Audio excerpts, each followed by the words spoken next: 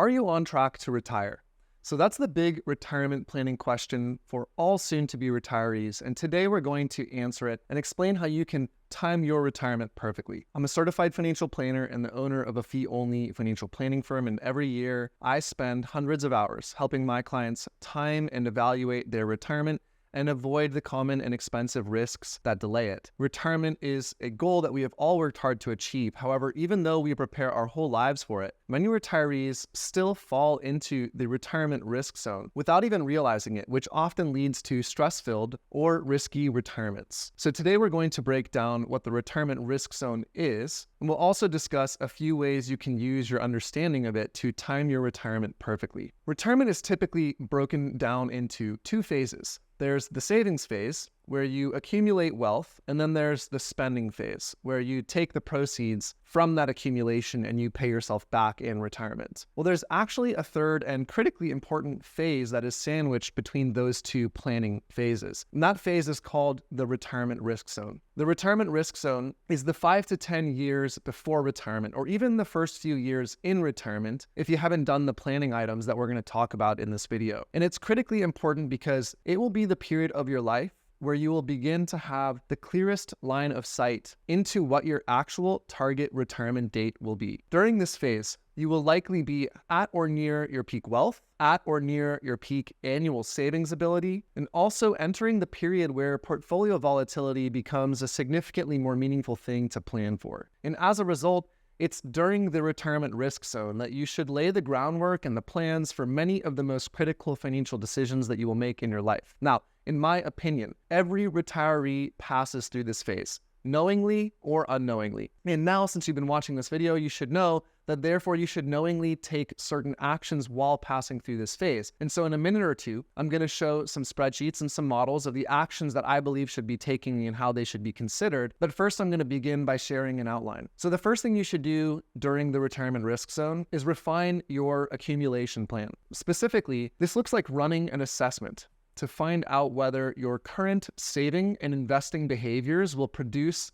sufficient financial assets by your chosen retirement deadline. The worst case scenario is that you have to retire twice. And what I mean by that is that you set a fuzzy retirement date because you haven't done this type of assessment, and then you retire, and then you find out that you have to spend more from your portfolio than it can support, and then you have to go back to work, or you become dependent on family or the state because you didn't plan appropriately. And so performing this initial evaluation during the retirement risk zone will then allow you to ask two critical questions. The first is, do I need to put my foot on the accelerator? Am I financially underprepared, and is my trajectory going to undershoot what I need? The second question is, can I take my foot off the accelerator? Am I overshooting? Am I over-preparing? Can I be more flexible in my behaviors and my lifestyle leading into retirement? Now, let me show you this on a simple spreadsheet really briefly. So we're going to do a screen share right now. I'm tabbing over to this. What I have here is a free downloadable calculator tool that you can download in the description to this video below. It's a 2-sheet tool. The first sheet will allow you to input data into these 4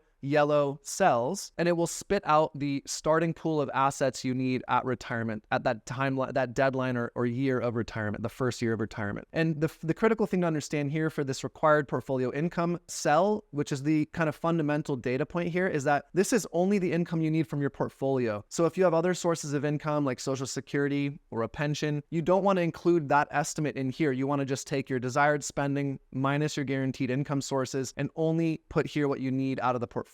And then these data inputs will produce this data output here in the white cell, which is the starting pool of retirement assets. So we're going to use a hypothetical couple named Steve and Amanda, and I'm going to show this in a financial planning tool as well in a moment. And let's just say hypothetically, they want to arrive at a starting pool of assets of $1,013,000 because they think that will satisfy their desired spending. One thing to note about this spreadsheet is it does not have an inflation factor. And while that is a flaw, you will see why I'm including this in the spreadsheet for a specific purpose when we get to the financial planning tool. So bear with me. So this second sheet feeds off the first sheet. Now we're in what I call the savings calculator. So this savings calculator is also an editable calculator, and you can see there are 4 yellow cells that will allow you to input data, and the inputs in here will change the outputs, which are in white here. And so what you can see here is if you put in your current age, your desired retirement age, it will automatically calculate the years of saving you have left. Not only that, it will pull your asset goal from the prior sheet, so you don't need to edit that. And then based on whatever rate of return you plug in here and whatever your current retirement savings are today, it will tell you how much you need in monthly savings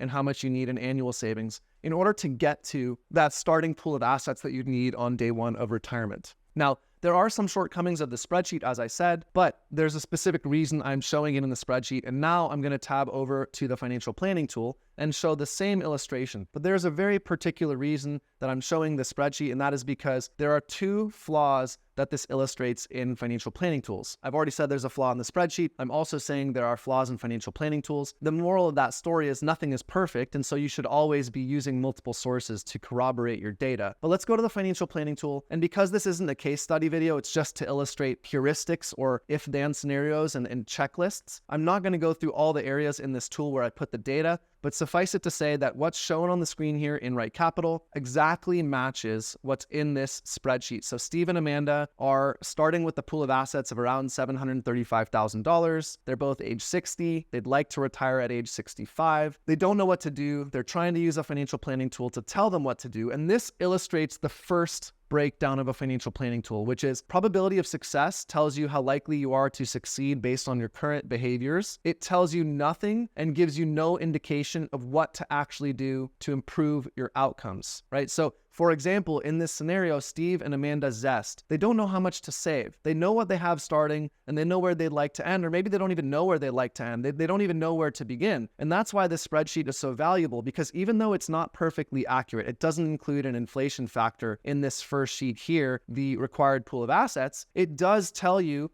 a reasonable directional trajectory of what size pool of assets you'd need to minimally make this plan work. The second thing is it tells you how much you need to save. So let me show you. We're going to go and actually take this plan and we're going to plug in the data that we've learned from the spreadsheet. So the first thing we're going to plug in here is the annual savings amount that we learned from the spreadsheet, $12,345. We're going to add that here to Steve's Roth 401k savings. They're not currently saving at all. The second thing we're going to add in here is we're going to add in a more aggressive portfolio, because right now they're not actually meeting or matching inflation and they're losing purchasing power in this spreadsheet. So we're going to add in the ability for them to outpace inflation. And that is effectively what making their portfolio more aggressive is. And you can see here that this brings their plan into what I call parity. So a 50% plan or a 49% probability of success means 2 things to me. I translate it as a financial planner as follows. The first is you have an exactly 49% chance of overspending, an exactly 49% chance of underspending and a 51% chance of overspending. And what that means is you're towing the line almost perfectly to leave a $0 legacy at the end of life. The second thing this means is that you can, when you're at 50-50, it means you have a future value of your portfolio of 0, that you'd like to spend down your portfolio all the way to 0. Now, in all cases, we would never recommend a plan being satisfactory at 49% or 50%. But it's important to understand what it means. And the truth is this matches exactly what our spreadsheet shows, because if we go back to the spreadsheet calculator, we've plugged in a legacy goal of $0. They don't want to plan for a legacy right now. They don't know if they want to leave a legacy. But if we increase this legacy goal, let's say they decide they want to have a $2 million pool of assets at the end of that 30-year period, because they're worried that they might need more money in reserves to actually satisfy end-of-life care costs or other things. You can see that what actually happens is when we increase this legacy goal, their starting pool of retirement assets goes up commensurate. And then what's more important than that is, can they actually achieve that in the timeline they have left from working life? And you can see here, if we leave all other variables in this savings calculator the same, meaning they only have 5 years of retirement left and their achievable rate of return after inflation is 5%, well then we have this monthly saving amount of $7,000 or a $91,000 per year saving amount. And the question is, can they do that? So let's tab back over to Right Capital. We'll go to their cash flows chart and see what is possible for them to save. So we're going to go in here, back to the proposed plan. We're going to go to the summary here. And you can see that while they're saving that $12,345 they were initially doing, they have around $19,000 right here, under the spend the unsaved cash flows. These are their extra surplus savable dollars. They could potentially save another $19,000 or $20,000 per year, which means that immediately we know that this savings plan here, this 5-year trajectory to get to that pool of assets, not tenable. Simply not advisable. So the only other thing we can tune in the spreadsheets would be increasing the rate of return, which I think would be unadvisable because a 5% after inflation rate of return means you actually need something more like an 8+% average rate of return. It's probably untenably high. And then the desired retirement age would have to be pushed out. So let's just see what happens. What if we give them 10 more years of working life? And you can see here, now this makes the monthly saving amount go down from $7,600 to $1,600, a much more reasonable and achievable savings target that they might actually be able to do. But the only trade-off here, not the only, the important trade-off here is that they'd have to work a lot longer. And so hopefully what I've just shown is illustrative of how you troubleshoot this accumulation plan, the first part of what you should attend to in the retirement risk zone. And hopefully it's also illustrative that using Right Capital or a financial planning tool alone to show this simply doesn't give you enough information. It doesn't tell you what to do to make this work. And so for this reason, I like using the spreadsheet calculator, right? It gives you suggestions and it gives you a direction to travel. The second shortcoming I mentioned about financial planning tools is that they're also very authoritative and confident, but they're not really always 100% reliable. And so having a second method or a second test, a second source of information against which to confirm the financial planning tool's inputs and outputs can be very, very helpful. All right, this leads us to the second thing you should attend to during the retirement risk zone, which is that you should be constructing a set of turn-by-turn directions, a monitoring system, and a series of contingency plans. The accumulation plan that gets you to the right pool of wealth does not actually help you navigate retirement day to day. What we need is a second plan that allows you to navigate retirement day to day. And what I'm specifically referring to is building models and then running if-then scenarios for things like, how much can I spend each year for the first 5 years of my retirement? How do I adjust my spending if we have negative sequence of market returns early in retirement? What about if it's later in retirement? Or what about if I'm forced into early retirement? And now you may know this from watching other videos of mine, in fact, a video I did a week ago, but most Americans actually retire 3 years earlier than they expect they will. And that data comes from a very reliable study called the Retirement Confidence Survey done by the Employee Benefit Research Institute. And because now you know this data from watching this video, you also know that you should probably backtest the effects of a forced retirement that is 1, 2, or even 3 years early as part of this financial assessment. And so that's exactly what we're going to do here. We're going to jump back into Right Capital, take a look at what happens to Steve and Amanda if they're forced into an early retirement, because that is actually what that research says, is that even if we give them a plan that says work from 60 to 70, which is what the working plan for Steve and Amanda actually looks like, they might not have that option. So let's go back to Right Capital. I'm pulling it up on the screen here. I've already built what I consider the working plan. It already has all the data inputs here that we would want, which is exactly what we just pulled from this spreadsheet calculator, right? It has them working till 70. It has Steve saving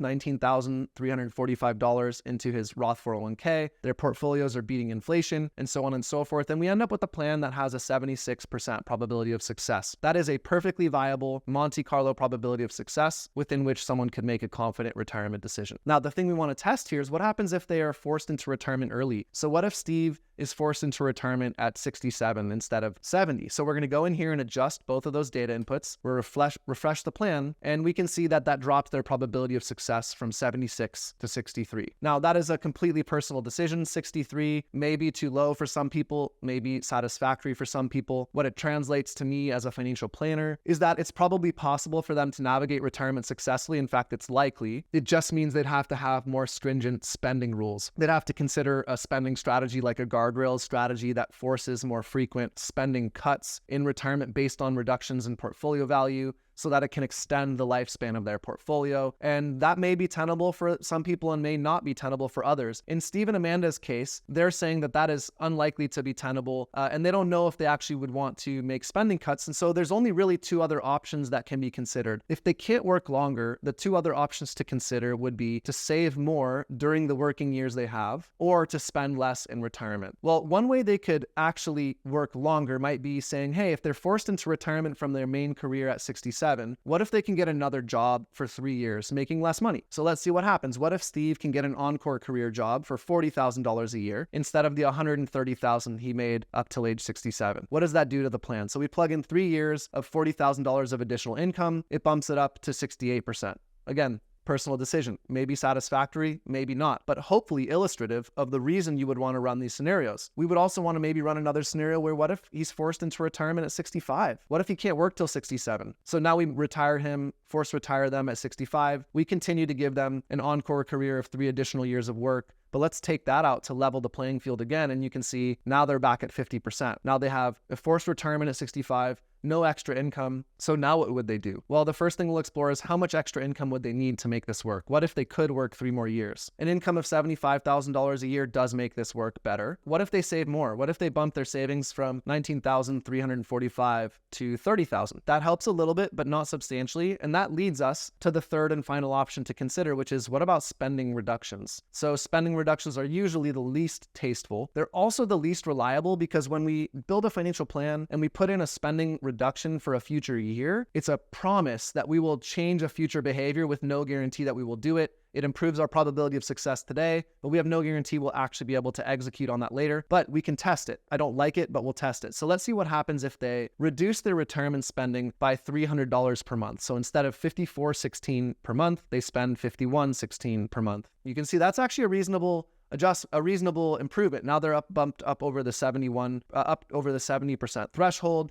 Maybe $300 adjustment in spending is actually manageable. It's not so big that they feel like they're giving up their whole life. It's $3,600 a year. But you can see here that hopefully this was illustrative, because the idea of showing all this on the screen is that you want to model these experiences so that you can make calm and confident decisions under pressure. And you want to document them. All these different variations I just showed would be documented in separate plans or in a spreadsheet or in a Word document. Because the best analogy for what I'm talking about here, this retirement risk zone idea, is that of a car accelerating and decelerating. The car doesn't go from cruising at 60 miles per hour to a dead stop. In fact, when a car does that, that's called a wreck. It's hit a wall, and a car wreck is an unbelievably abrupt, it's physically violent and damaging experience. Rather, the car has to go through a phase where it is still traveling forward, but the forward momentum is slowing. And then the car transitions to a phase where it's losing speed and velocity, but hasn't stopped yet. And for some reason, most people perform the car wreck version of retirement planning. They don't give themselves a runway to slow their acceleration and then decelerate in a safe manner. And too often, people wait right up until retirement's knocking on their door to plan for these items, which is shocking and introduces a level of anxiety and urgency that is actually really counterproductive to making good decisions. And ultimately, it increases the likelihood of that retirement car wreck. And so the moral of the story here is that the retirement risk zone is a real thing. It's the third phase of retirement planning, and we should know and understand it. Whether we know that it exists or not, it's happening. And so now that you are aware of it from watching this video, the best thing you can do is make sure to begin planning for this phase at least 5 years before your target retirement date, whatever that is in your mind. And that's going to ensure that you have enough runway to learn the things you need to learn and make the adjustments to your financial behaviors that must be made to ensure a successful and optimally timed retirement. And so with that said, if you would like to learn more about how we at Peak Financial Planning help our clients navigate the retirement risk zone and time their retirement perfectly, you can visit our website at www.thepeakfp.com. And as always, thanks for your time and attention, and see you in the next video.